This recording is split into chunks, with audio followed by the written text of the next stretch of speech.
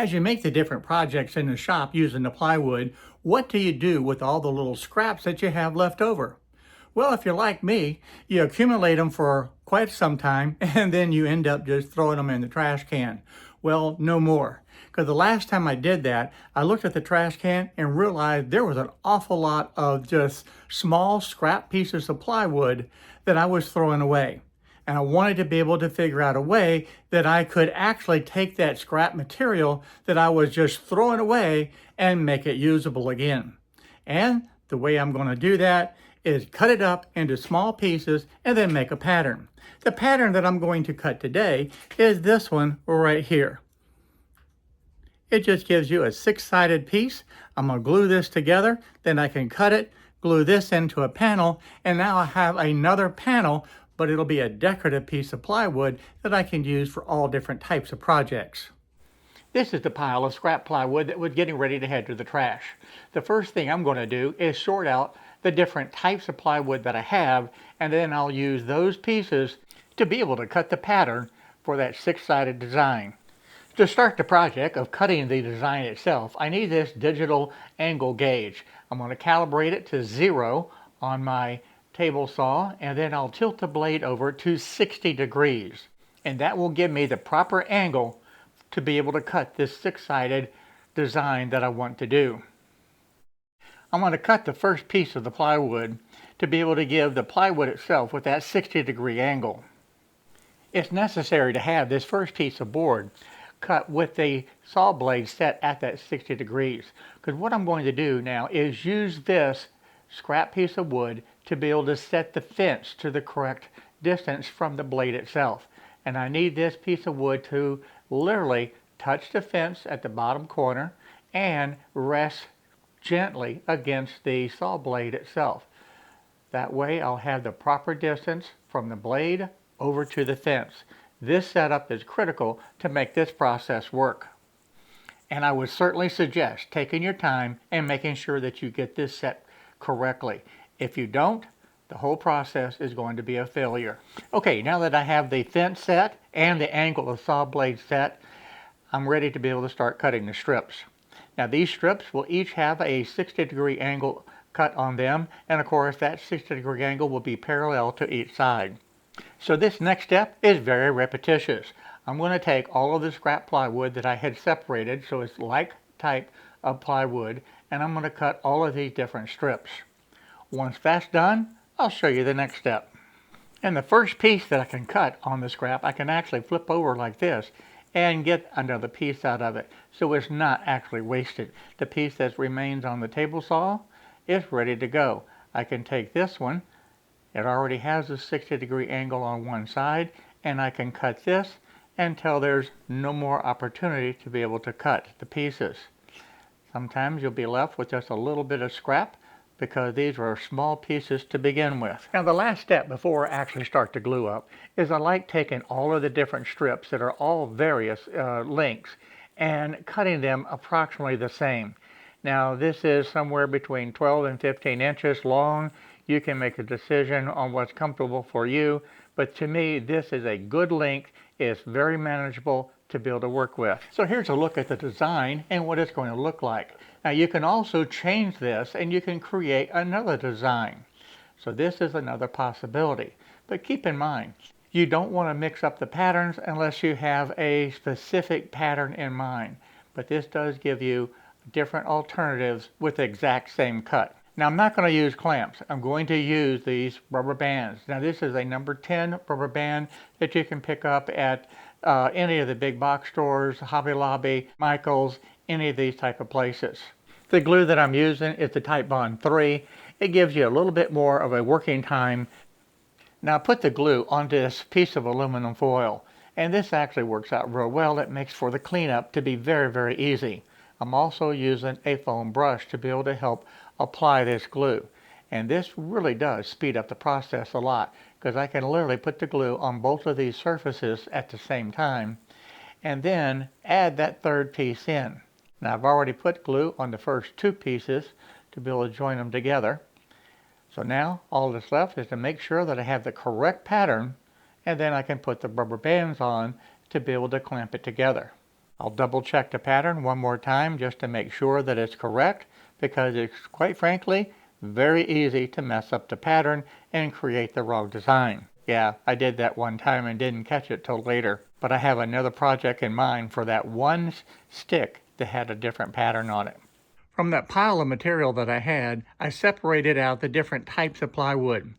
And this was all one type of plywood, which is a 3/4 inch construction grade plywood.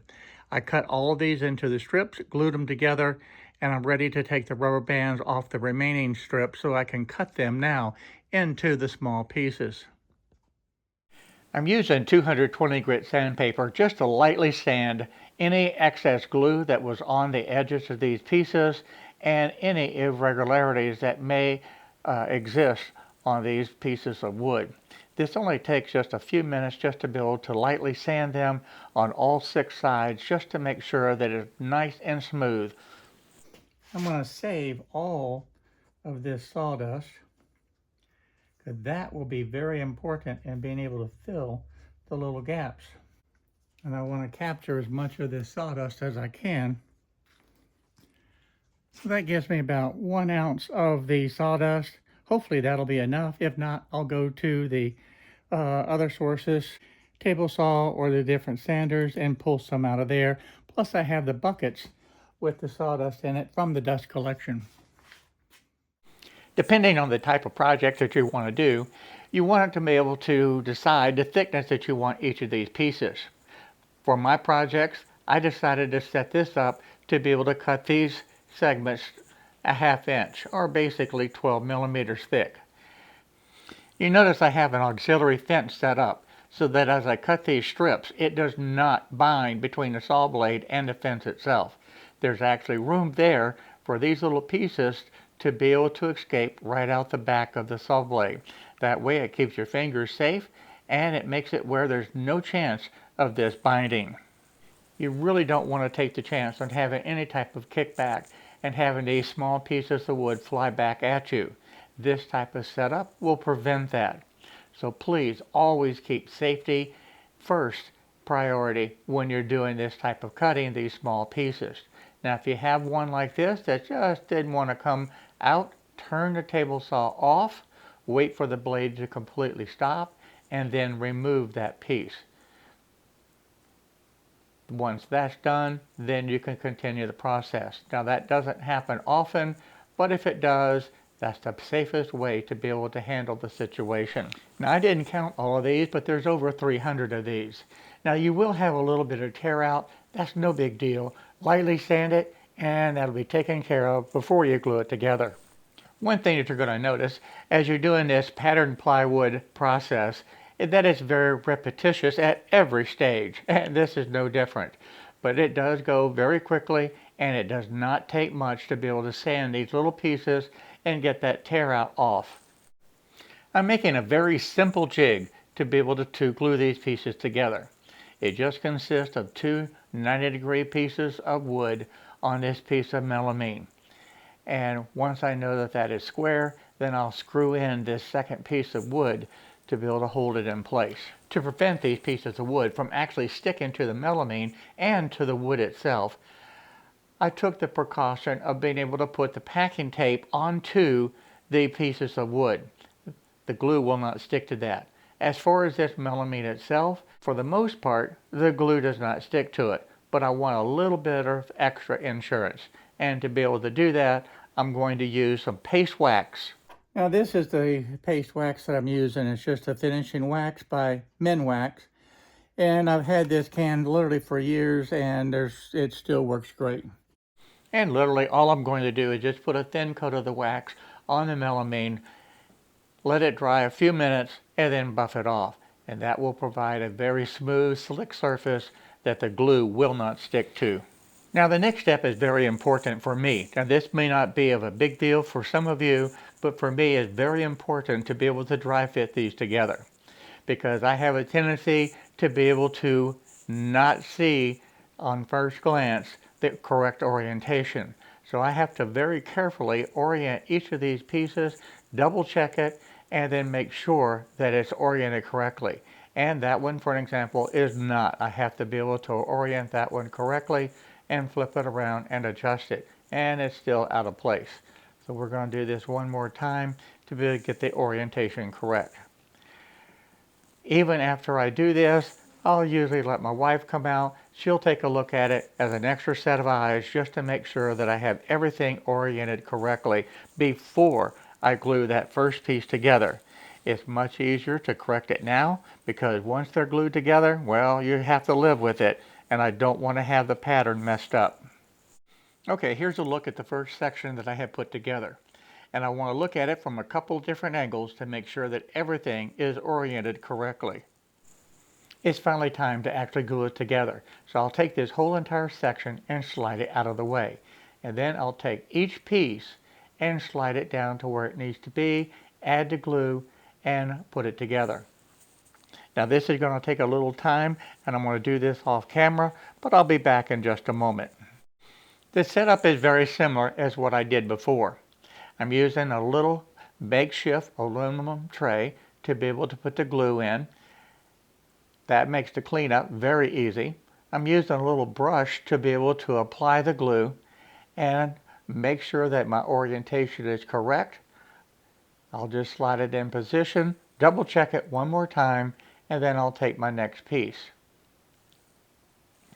And I'll repeat that process until this panel is completely done. Well, it's the next day, and I want to use the CA glue by STARBOND. Now this is the thin, and of course I'll use the accelerator to be able to fill in these voids. Now there's some voids in the plywood. There's also voids, a little bit of space between the different pieces, and I'll use the sawdust that I had saved earlier just to fill in those little spaces, and then I'll add the CA glue into it. It'll dry almost instantly, and it'll create a beautiful panel that way with no voids at all.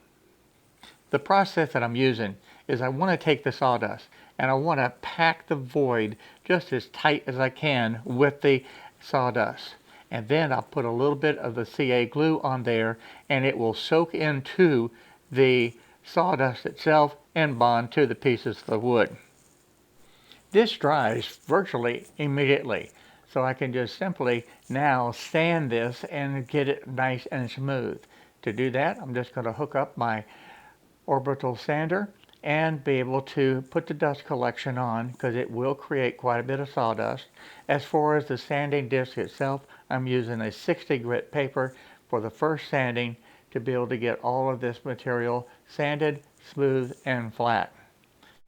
As an alternative, you can take the Titebond 3 glue and actually put the glue onto the little voids itself, and then rub the sawdust into it. Now you can do this over the entire panel, and that's what I'm doing here on the back side. It's just adding a little bit of glue, taking the sawdust, and rubbing it in. Now this is a little bit messy, and you're going to get glue on your hands, and it's going to stick, and of course you're going to have to wash that off. So that's one of the drawbacks to this method over the CA glue, but it is an effective method as an alternative if you don't have the CA glue. And don't forget, I do have discount codes in the description below for the CA glue by STARBOND.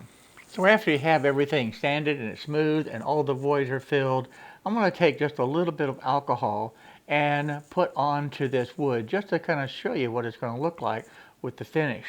And you can see that pattern really pop, and I think that looks absolutely fantastic.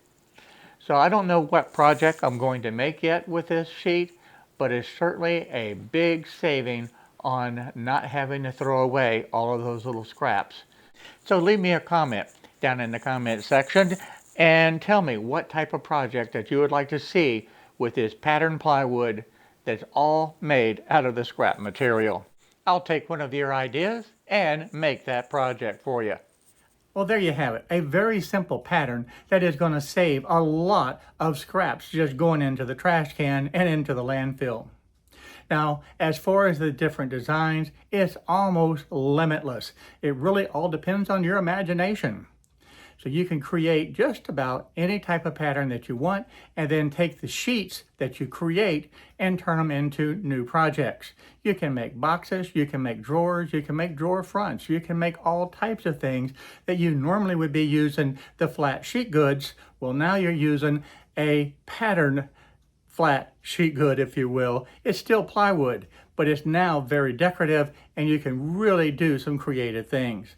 So if you found this video useful and helpful that you can use in your shop, I hope that you will give me a like. And by the way, go ahead and hit that subscribe button right down there below so that you won't miss out on the different videos that I publish, and hit that bell notification. So as always, I look forward to seeing you in the next video. But before I go, check out these different projects up here. I think that you'll find them interesting as well. So until next time, I'll see you real soon in that next video. Bye-bye, everyone.